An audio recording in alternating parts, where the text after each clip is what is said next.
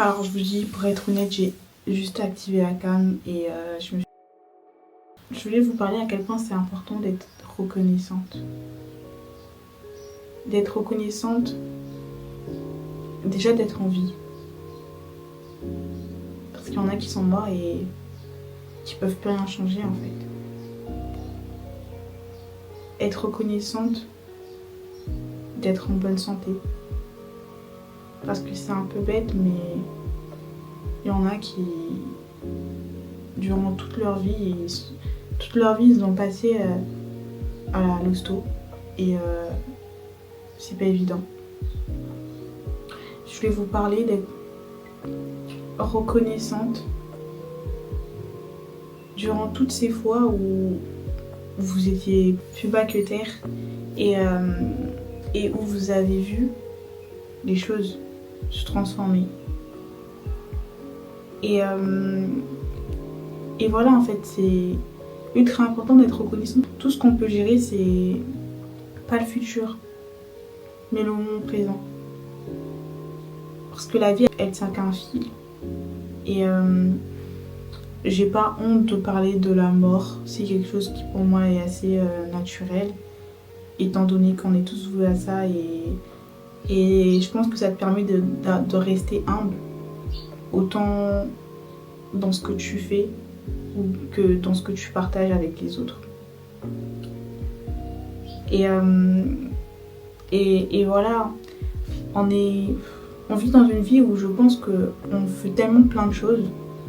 Peut-être parfois pas forcément beaucoup de choses, mais c'est important d'être reconnaissant juste pour les bienfaits qui vous semblent évidents et que vous oubliez de remercier en fait. Un truc tout bête, pouvoir avoir des vêtements ou encore passer le balai. C'est bête, mais tu passes le balai parce que t'as un endroit, t'as un environnement, t'es quelque part où tu peux passer le balai. Il y a des personnes qui vivent à la rue. Et crois-moi que je pense qu'ils n'ont pas la même définition de passer le balai. Vraiment, parfois, prenons le temps, qu'importe la forme de gratitude là, à travers la pensée, à travers de simples mots, des paroles, des écrits. Il y a 10 000 façons et 10 000 manières d'exprimer sa gratitude et sa reconnaissance. Donc, faites-la juste comme vous le sentez et c'est ça le plus important. Je voulais aussi dire, c'est que lorsque vous vivez des choses, gardez à l'esprit, gardez en tête qu'il y a souvent des leçons à tirer, qu'elles soient bonnes ou mauvaises. Il y a tant des choses à tirer. Et à partir du moment où vous commencez à rentrer dans ce mode de pensée-là, votre cerveau il va shifter de fou. Qu'importe le rationnel ou l'irrationnel. Ce qui est vraiment important, c'est ce que vous ressentez. Et moi, je crois à l'énergie. Je crois à la spiritualité. Et je pense que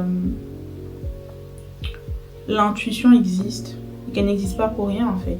On le vit un peu par défaut. On nous a pas réellement appris à le voir, à le conscientiser. Il y avait une dernière chose que je voulais en parler. Sauf que la pensée m'est traversée, elle est sortie, elle est partie. Ça serait bien de revenir.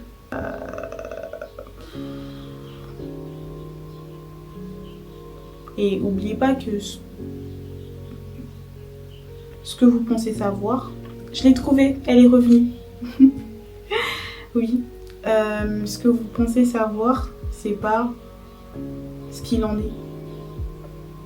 Et j'avais souvent je côtoyais une personne qui avait souvent tendance à spéculer énormément. Mais quand je vous dis spéculer énormément, c'est vraiment ça. Et j'arrêtais pas de lui dire, mais tu vois la sensation dans laquelle t'es, juste à travers des et si. Et mine de rien, elle était dans un état où elle était tout le temps stressée. Mais vraiment tout le temps stressée. Et au-delà du stress, elle était aussi grave pessimiste. Et moi, c'est quelque chose que j'avais grave du mal à réaliser, à conscientiser, étant donné que je suis une personne optimiste, excusez-moi, je suis optimiste.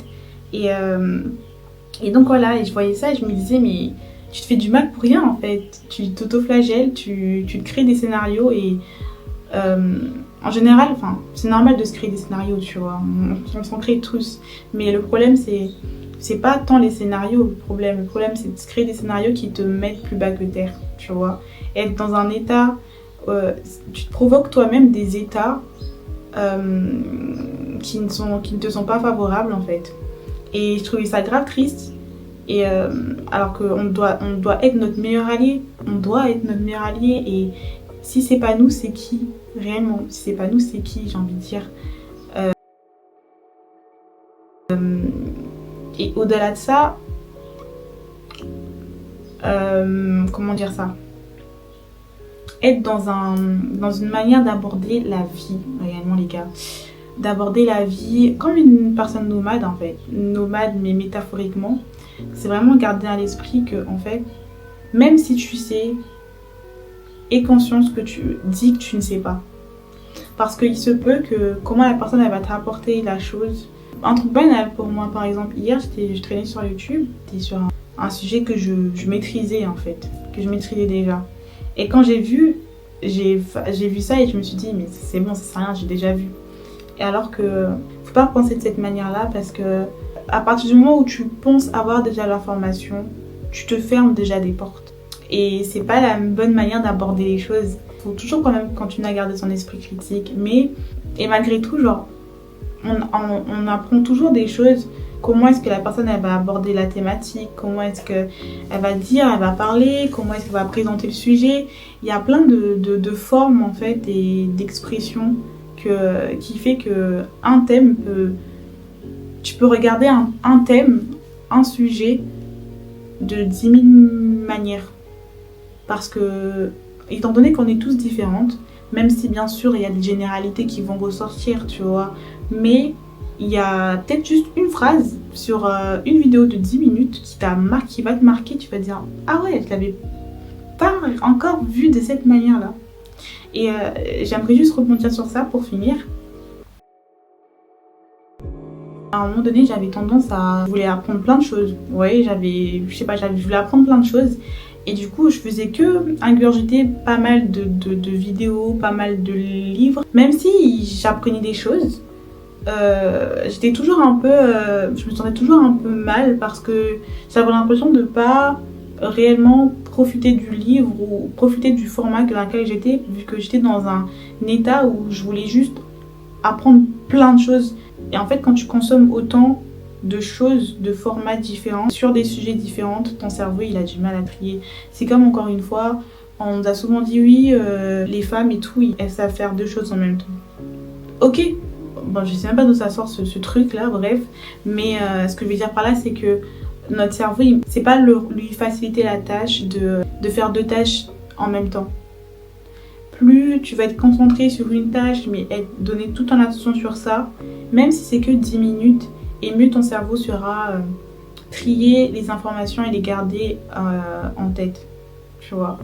Et de ce fait-là, c'est d'autant plus important comment dire ça? Ah oui, genre, j'ai commencé récemment à, je sais pas, tout naturellement, il y a des vidéos qui me marquent. Et ce que je faisais, c'est que j'avais souvent tendance à le regarder encore et encore et encore et encore et encore et encore. Et j'ai très vite compris et réalisé que il y a des choses qui me marquent, qui ne m'ont pas marqué avant. Et c'est fou. Ça signifie que c'est une vidéo de 10 minutes, quand tu vas regarder la première fois, tu vas te dire ok, d'accord, j'ai capté. Et en fait, moi, en général, voilà, quand je regarde quelque chose, je suis actif, donc j'ai souvent tendance à interagir sur le format que je regarde. Donc voilà, c'est ce que je faisais. Et j'ai très vite réalisé qu'en fait, le fait si tu souhaites réellement changer la donne, va pas plus vite que la musique. Au contraire, fixe-toi 5 vidéos. Et en fait, tu te dis, ok, sur ce mois-là, je vais que bosser sur ça en fait. Je vais que bosser sur ça. Je vais que essayer de maîtriser ces sujets-là et je vais que essayer en fait de me les approprier mais réellement tout en les intégrant dans la vie. Parce que, encore une fois, c'est une chose, moi facilement je peux vous balancer une phrase toute faite que j'ai lue dans un livre. C'est une chose de te dire quelque chose, c'en est une autre de le vivre. Et vraiment, c'est vraiment deux choses différentes. Et c'est pas pour rien que je sors de ma zone où j'essaie d'apprendre quelque chose. J'essaye toujours d'être actif. Qu'importe le format, il faut toujours essayer de trouver quelque chose, une manière où t'es pas juste dans un mode spectateur où tu reçois que l'information. Comme une joute verbale en fait, comme des pics verbaux où t'es là, on te lance un pic, t'es là, tu réponds ah ouais, et mine de rien, autant ça développe ton esprit critique, ça te permet d'ingurgiter l'information dans ta tête, d'assimiler l'information. Voilà. Ben, en tout cas, merci. Si t'es arrivé jusqu'ici, waouh, t'es fort. T'es fort ou t'es forte. Et on se retrouve. J'avais même pas capté que ma leçon. Enfin, je me suis perdue là-dedans, mais voilà quoi. En tout cas, merci à toi.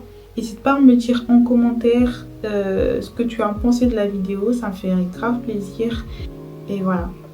Prenez soin de vous et prenez soin de votre foi. Et on se dit à une prochaine. Tchou.